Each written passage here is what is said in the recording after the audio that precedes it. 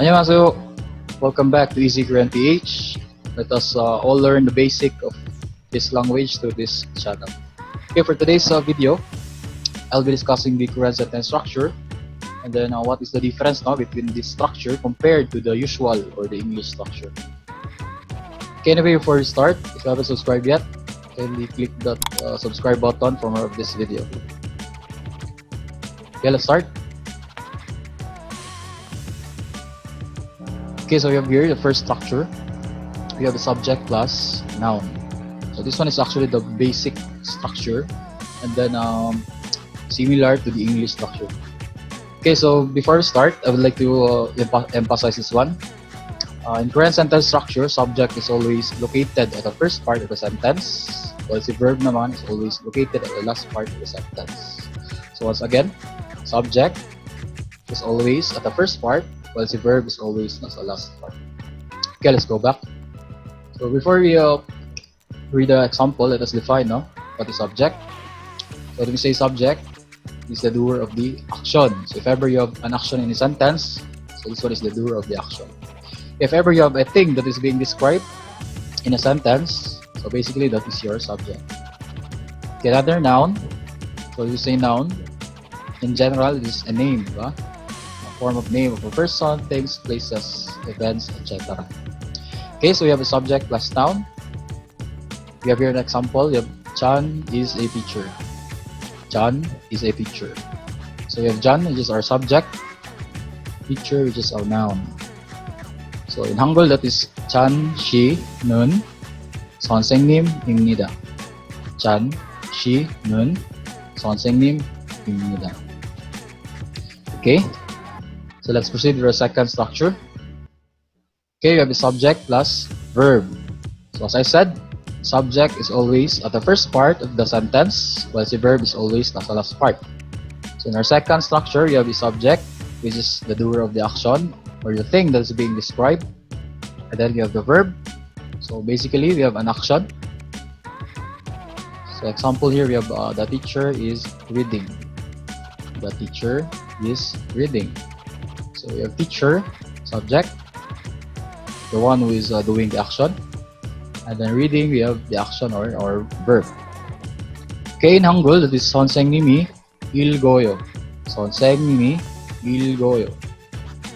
Okay, so once again, subject always at the first part of the sentence, while the verb always at the last part. Okay, let's proceed with the third structure. Okay, we have subject, object, then verb. Subject, object, verb.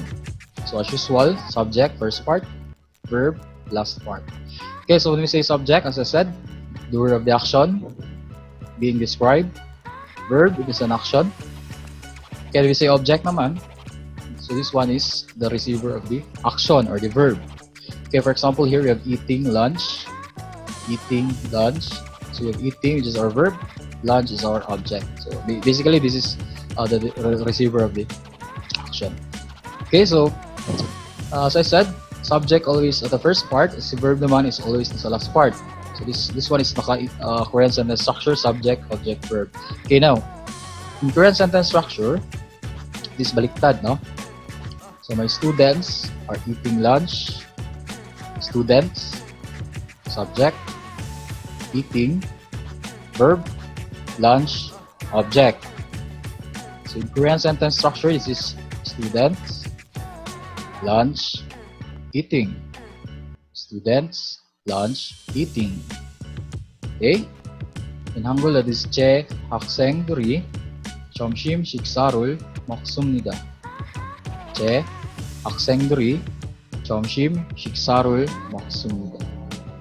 Okay, so actually this one is the difference between the English structure.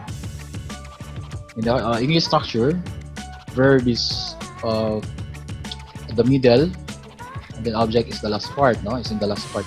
Well, in the Korean sentence structure naman, since verb is always in the last part, so that's why the object is nasa middle.